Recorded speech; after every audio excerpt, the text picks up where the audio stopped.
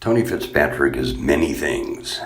He is a proud Chicago Southsider, loving husband to Michelle, father of Max and Gabby, White Sox fan, tattoo artist, boxer, visual artist, radio host, columnist, book writer, podcaster, playwright, poet, actor, and pandemic puzzle maker. A self-taught artist, Tony is considered a renegade in the contemporary art scene.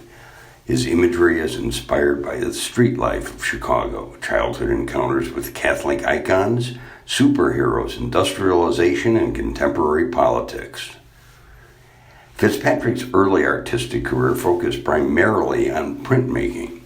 In more recent years, he turned to large-scale mixed media drawings, paintings, and collages.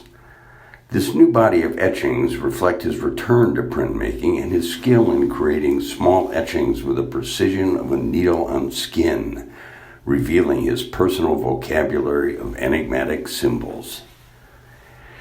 His work can be found in the Museum of Modern Art in New York, the Art Institute of Chicago, the Museum of Contemporary Art in Miami, to name just a few. When Fitzpatrick was a boy, he was fascinated by the Dick Tracy comic strip. He says, Chester Gould lavished a great deal of attention on his criminals. He nursed a special place in his heart for outsiders and misfits. In addition to Dick Tracy, Fitzpatrick also enjoyed Mad Magazine and had an affinity for birds, which got him into trouble with his third-grade teacher, a nun who was not at all amused by his drawings of naked women with bird heads. Fitzpatrick enrolled at the College of DuPage, which had a profound impact on his life. His professors there were instrumental in encouraging his talent, both his artwork and his acting. Emboldened by the support he received, Fitzpatrick pursued his art and found an audience at a young age. Movie director Jonathan Demme bought 8 of his drawings when Tony was only 27. He then created the artwork for the soundtrack to Demme's 1986 film Something Wild, which led to other album covers, including the Neville Brothers' Yellow Moon. In 2021, Fitzpatrick returned to the College of DuPage in the Cleve Carney Museum of Art, named after his late friend. The exhibit, Jesus of Western Avenue, reflected his connection to Chicago and its impact on his work, as well as his love for birds and other animals. Following a 2015 heart attack, the artist says he was given a second act in order to keep making art.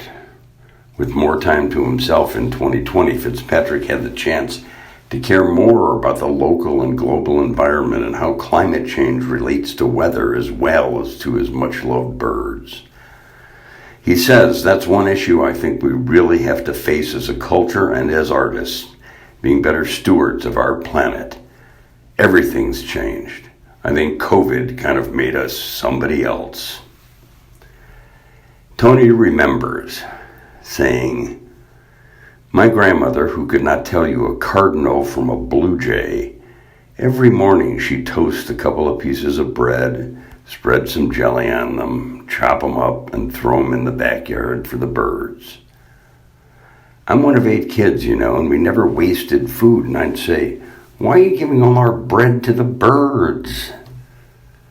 She'd look at me and say, do me a favor and be quiet. Give your ears a chance for once. And she opens the window a little bit, and then I heard it. I heard swallows and red-winged blackbirds, mourning doves. And she said, birds are the first music the Irish ever had. And she said, if you're quiet and you watch for a piece of bread, you can hear God sing.